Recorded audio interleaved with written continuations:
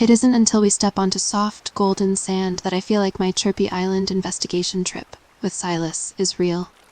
Seagulls soar overhead and swoop at flocks of colorful birds. Otto, who's wearing a grass skirt, sings as it leads us to the hotel.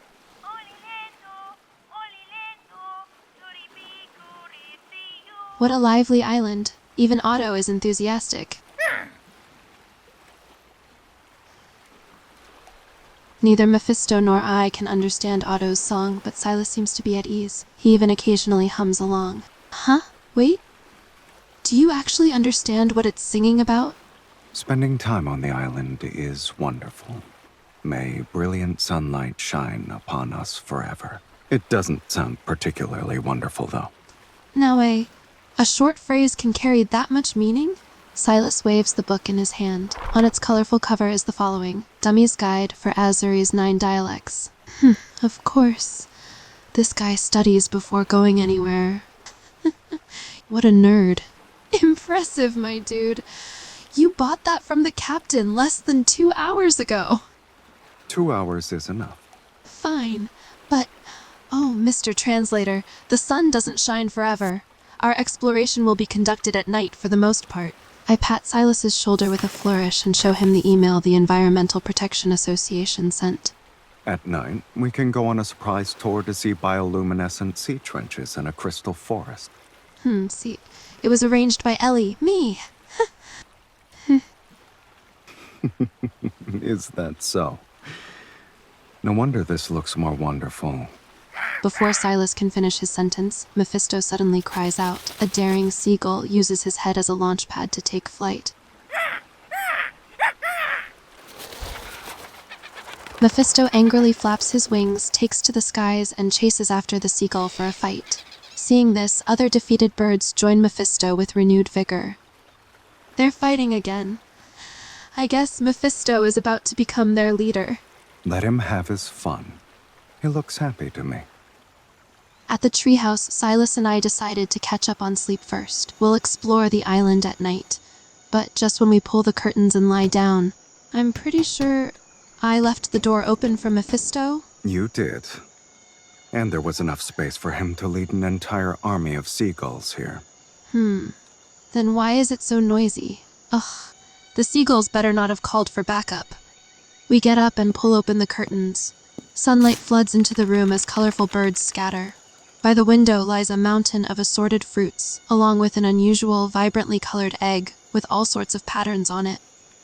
I can understand the fruits being their way of thanking Mephisto. What's with the egg, though?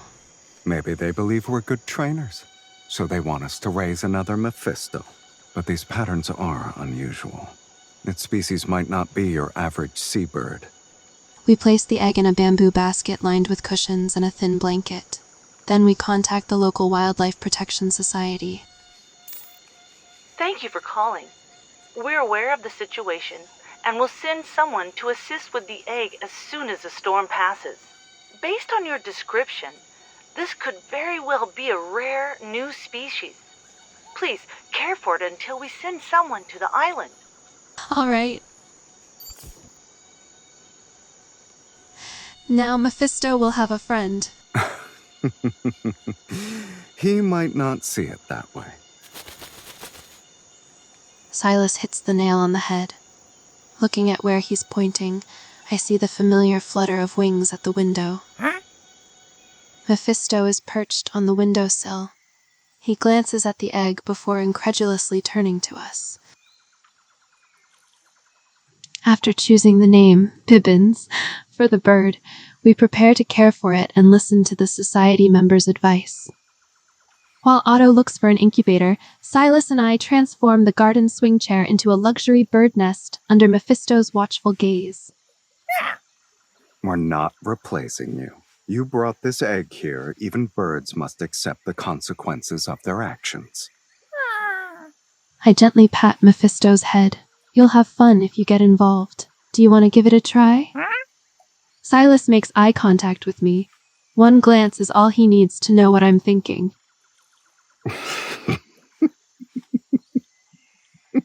Don't laugh! Mephisto, we haven't found an incubator yet. Would you like to... Okay. After searching across the entire island, OTTO finds the only spare incubator available. For the past 2 days, Sylus and I have been recording data for Bibins' life journal. Temperature 38 degrees Celsius. Humidity 65%. Starting to pip, which is a sign that it'll hatch soon. I lean against Silas's shoulder as I record the data. The Wildlife Protection Society looked at the photos and said Bibins should hatch either today or tomorrow. We should keep a close eye on it. I already have a camera ready. We'll capture the moment it hatches, and they'll develop the photos so we can put them in our journal. I point to the drawings on the page. A proud cat head, a horned fiend with a mischievous grin, and a speechless crow perched on his shoulder. I'll paste the photos under these warm, loving foster parents.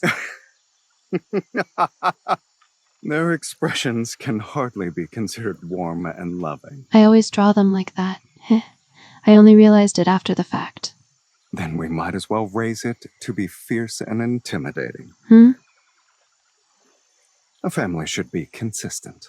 The Wildlife Protection Society will have a meltdown if Bibins was like that. Why don't we... As I speak, I pinch Silas's cheeks with both hands. What? Practice being warm and loving in advance? Yeah, it's definitely possible. I smile before kissing the corner of his mouth. Sylus is about to say something, but a crisp sound interrupts him. We both turn our heads. A fluffy little head emerges from the eggshell. Small, beady black eyes stare at me and Sylus. Oh, Sylus, we did it. Bibins wobbles out and steps into my palm. I carefully lift them up. The bird doesn't look fierce. We'll see what they become under our care. Oh, right, let's take a picture. I pull out my camera and point it at Bibins, but Mephisto arrives, drawn in by the commotion. He warily eyes Bibins. Mephisto, our birdie is just a baby, don't fight. Before I can continue, Bibins tilts their head and stretches their neck.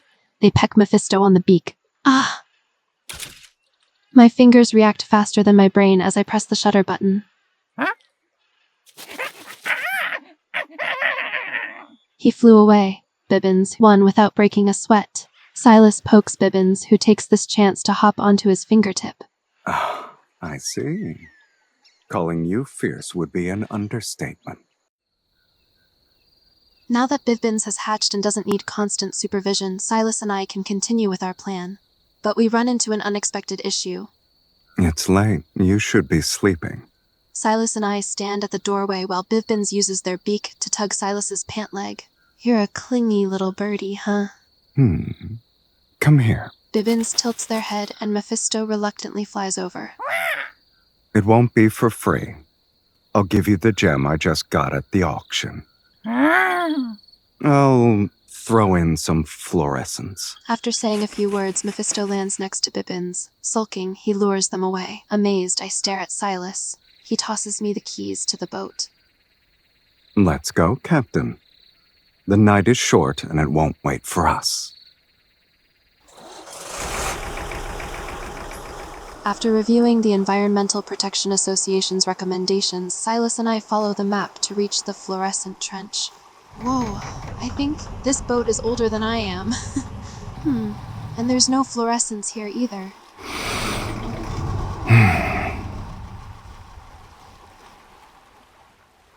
Maybe the area they marked is too big.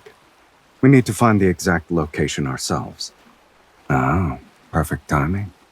There's a fork, sweetie. In front of us are two paths that split off. Going left would lead us to calm, open waters. Going right leads us to a dense coastal forest. We can either take a conventional route or embark on an adventure. What do you say, boss man? I'm not one to choose the easy path. What a coincidence. Me neither. The boat resumes its journey as we traverse the dense forest. We approach the cicadas' songs and the evening breeze. The sea beyond the forest remains surprisingly calm. We encounter several small, plump octopuses. Sylus, do you think Bibins would enjoy seafood as a treat? Did you become a pirate as soon as we landed on Chirpee Island? Try not to calculate your bounty in front of others. When the last word leaves Silas's mouth, a little octopus spits out a blob of ink. Silas dispels it with red-black mist. Fine. But Bibins has been a little picky lately. Wait, Silas, do you think something's wrong with our boat?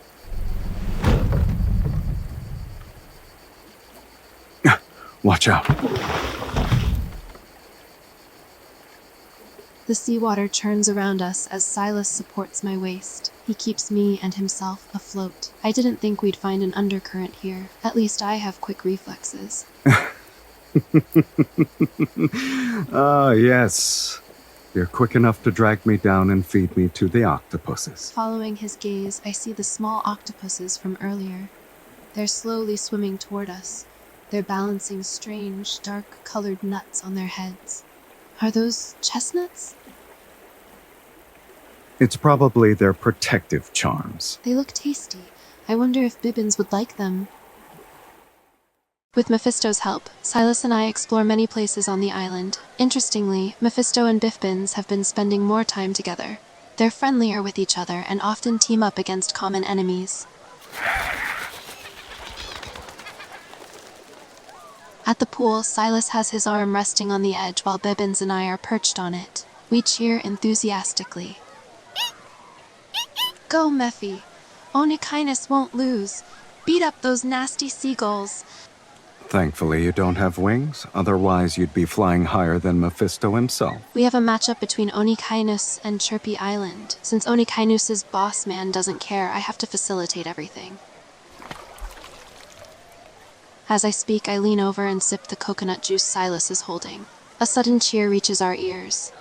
Onychines won't lose! Huh? Shocked, I look up at Silas. Even he's stunned. Onychines, beat up those seagulls! Is that... Whoa, that's Bibins. It is! Silas, did you hear... I did. I guess they also want to join Onychines. But a single cheer isn't enough. Especially when it doesn't carry any weight. Silas! Boss man! Onychines' leader! It's a clever response, I'll give you that.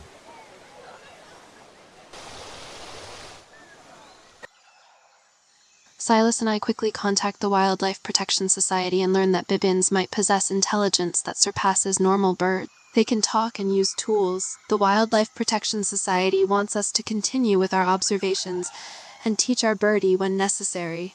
They didn't need to tell us that.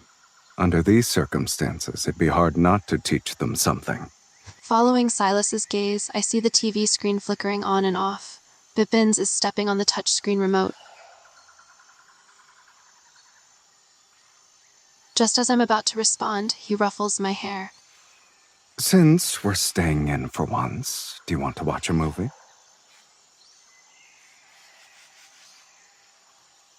Half an hour later, Bibins is still gripping the remote with their talons. Meanwhile, we're cuddling on the sofa at a safe distance away from them. Nothing has caught your eye? Don't like! Eat! I don't like! Eat! No! Eat! Resting on Silas's lap, I idly play with his fingers and make different hand gestures out of boredom. I shouldn't have let them choose. We could be watching Bloodfall Island like you said. Are you tired? A little. It's mostly because my sleep schedule is messed up.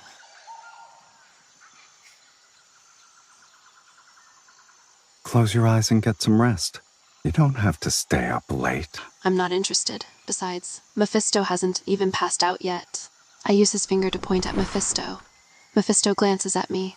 Then he closes the curtain with a talon. I like this! Eat! You've made your choice. Finally. I lean against Silas and pull myself up. 2 words are on the TV screen. Bloodfall Island. I could have done that. Defeated, I fall back into Silas's arms. His soft laughter brushes against my ear. At least we know they have good taste. As the 2 people who served as their teachers, we deserve credit for influencing them.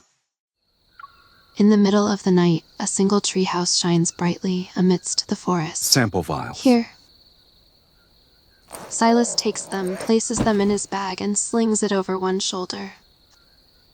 With these supplies, we have everything we need to explore the crystal forest. I feel like they'd be interested in those transformed crystal branches. Oh, we're not bringing them along? In the garden, Mephisto and Bibins are working like an assembly line. They carry gemstones in their beaks and pile them onto a bird's nest. They're amicable. It's not that I don't want to bring them.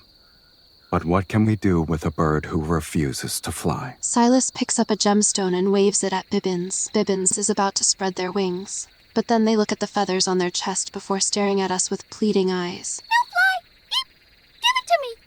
Eep! They want to be flightless, sweetie. I can't do anything about that. As he speaks, Sylus puts the gemstone away. Yesterday they tried to fly, failed, and lost 2 chest feathers in the process. Then they stared at their reflection in the mirror for who knows how long. Let's go. The path through the crystal forest is rugged, and we don't have time to look after them.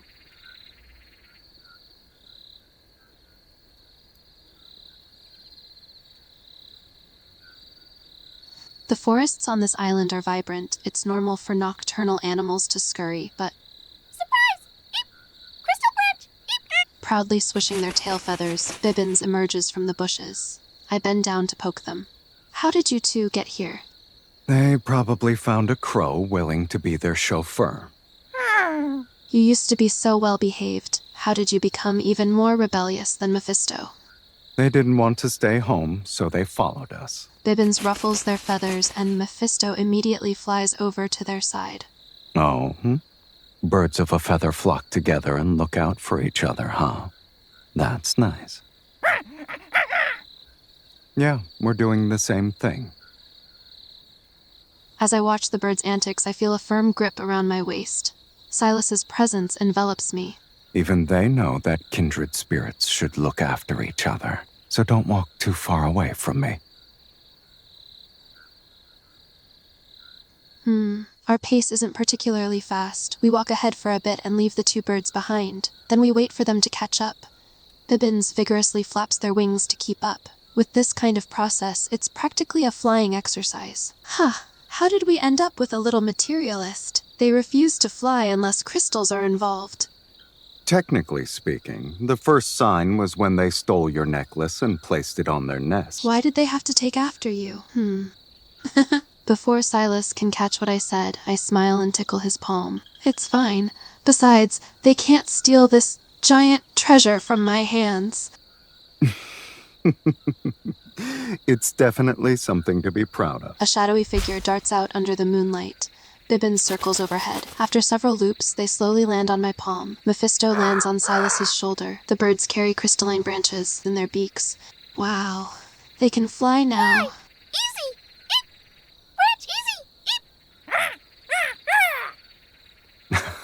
Eep! Yes, it's all thanks to you.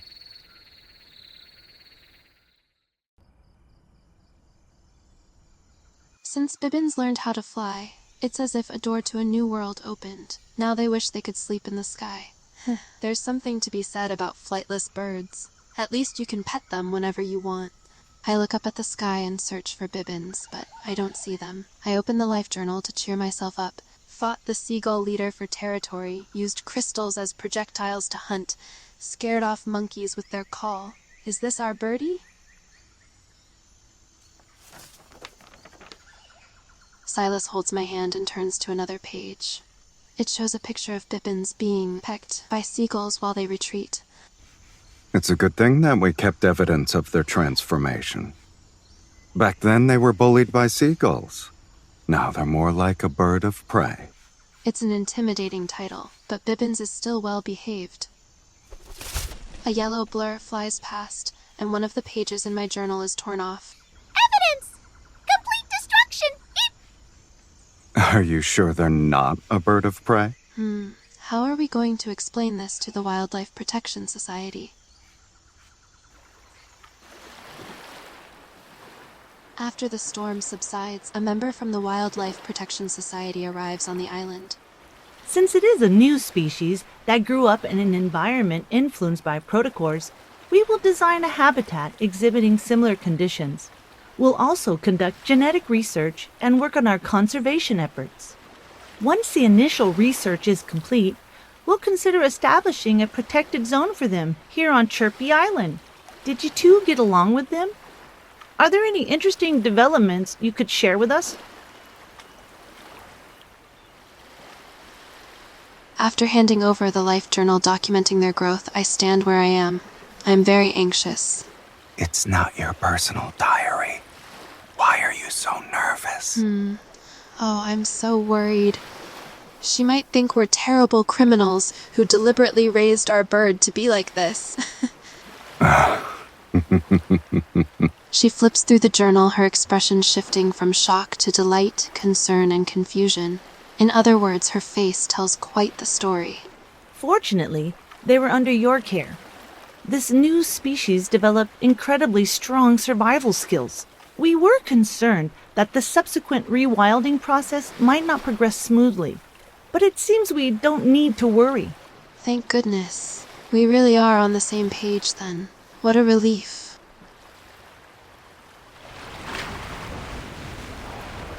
After Bibins is taken away, Mephisto carries the life journal back to his nest and is unusually quiet.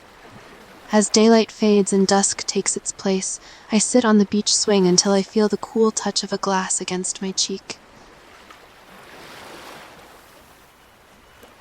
Are you worried about the birdie?